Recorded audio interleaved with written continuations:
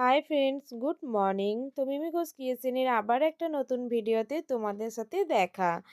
তো আজকে বাড়ি ফেরার পালা। সমস্ত কিছু ডাক্তার দেখানো, রিপোর্ট করানো, রিপোর্ট নিয়ে আসা সমস্ত কমপ্লিট। আর শেষ পর্যন্ত ওষুধ দিয়েছে 1 মাসের। 1 মাস ওষুধ খাওয়ার পরে কি কি অসুবিধা হচ্ছে না হচ্ছে সেটা ফোন করে জানাতে বলেছে ম্যাম। তারপরে ওনারা যেতে বললে আবার আসতে হবে, নচেৎ আর আসতে হবে না। তো ওই জন্য টিকিটও কাটা হয়ে গেছে আর বেরিয়েও পড়েছি সকাল সকাল। তো চলো, বহুদিন থাকলাম, মনটার পরে খারাপও হচ্ছে ছেড়ে যেতে।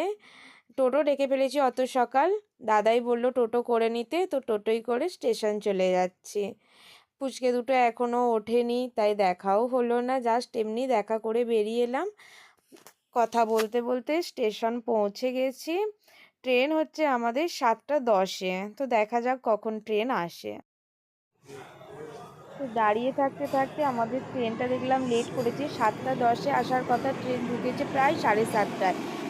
আর ট্রেনটা লেট করার জন্যই আমাদের ট্রেনটা ঢোকার আগেই ঠিক দেখছি বন্দে ভারত বেরিয়ে যাচ্ছে। তো সামনাসামনি কোনো দিন দেখা হয়নি ট্রেনটা, এই প্রথমবার বন্দে ভারতকে সামনাসামনি দেখলাম। তো আজকে ট্রেন আসতে আমাদের প্রচণ্ড লেট করেছে। শতাব্দী এক্সপ্রেসে আমরা বাড়ি ফিরছি, প্রচণ্ড লেট করেছে ট্রেনটা, প্রায় 7:30 বেজে গেল ট্রেন ঢুকতে। এই মাত্র ট্রেন এলো। আর ট্রেনে আসার সাথে সাথে আমরা সিটটা দেখে বসেও নিয়েছি, আর সাথে সাথে আমাদের জলও দিয়ে গেল দুটো। তো জল নিয়ে নেবার পরে ও তখন থেকেই বলছে যে একটু কফি হলে ভালো হতো। বলতে বলতেই দাদা চলে এসেছিল কফি নিয়ে। তো ও বললো যে তাহলে কফি খাবে, আমি বললাম তাহলে দুটো নাও, দিয়ে দুজনে দুটো কফি নিয়ে নিয়েছি। তো এখনও ট্রেন ছাড়েনি, ট্রেন কিন্তু দাঁড়িয়েই আছে। ট্রেনটা আজকে প্রচণ্ড লেট করছে। এই ট্রেন ছাড়লো, এখন ঘড়িতে বাজে 7টা 42 পাক্কা, মানে 7টা 10 থেকে 7টা 42 পর্যন্ত এতক্ষণ ট্রেনটা লেট করলো। তো চলো দুর্গা দুর্গা করে বেরোই। তো এটা যেতে যেতে, মানে কটক যেতে যেতে যে বড় নদীটা পড়ে না, ওই নদীটার ওপর দিয়ে, নদীটার নামটা আমাকে বাবা অনেকবার বলেছে, কিন্তু আমার ঠিক মনে থাকে না নদীটার নামটা।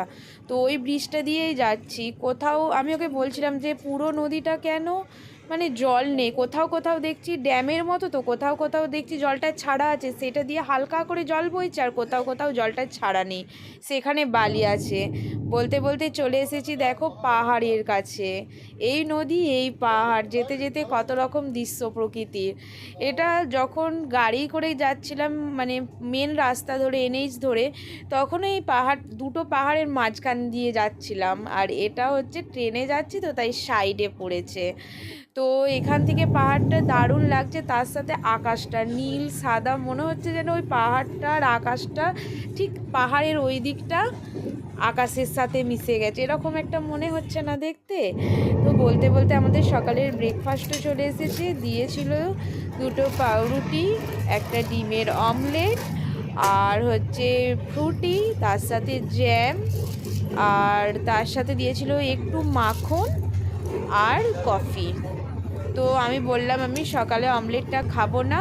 ও বললো আমি পাউরুটি খাবো না। আমি বললাম তাহলে ভালোই হলো, একটা একটা হয়ে গেল, তুমি অমলেটটা খেয়ে নাও, আমি পাউরুটিটা খেয়ে নিচ্ছি, আর ফ্রুটিটা তুমি খেয়ে নাও। আর তারপরেই দুজনে দুটো কফি নিয়ে নিলাম।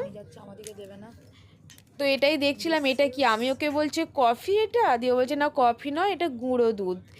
তো খেয়ে দেখলাম, আমি আবার শুধু গুঁড়ো দুধটা একটু মুখে দিয়ে দেখলাম। মানে আমি বলছিলাম ওকে এমনি গুঁড়ো দুধ যেমন খেতে হয় সেরকমই, বললো হ্যাঁ সেরকমই খেতে। বিশ্বাস করছিলাম না, তারপরে ছিঁড়ে একটু খেয়ে দেখলাম, হ্যাঁ সেরকমই। তারপরে কফি বানিয়ে দুজনে খেয়ে নিলাম।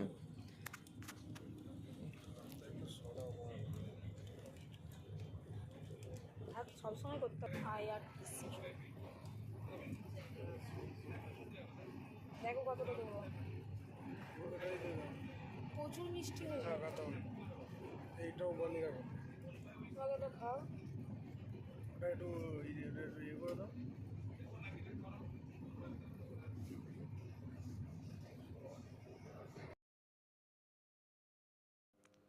তো এরপর আমরা বাইরেটাই চলে এসেছি, কারণ আমাদের নামার সময় হয়ে গেছে, বাজছে 1টা 42।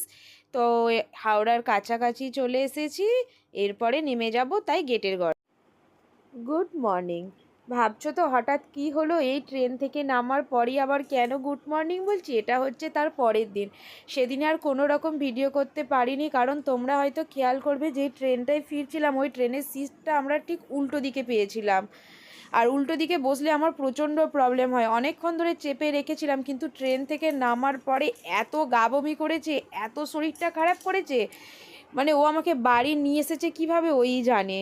তো ওই জন্য কোনো রকম ভিডিও করতে পারিনি, এসে পুরো রেস্ট নিয়েছি। এটা হচ্ছে তার পরের দিনে, তাই হলো গুড মর্নিং। তো ভিডিওটা লাস্ট পর্যন্ত এখানেই শেষ করছি, কারণ শরীরটা এখনও পুরোপুরি সুস্থ হয়ে ওঠেনি, একটু রেস্ট নিতে হবে, এখনও যেন ঘোর ঘোর লাগছে। তো চলো ভিডিওটা এখানেই শেষ করছি, পরের ভিডিওতে আবার দেখা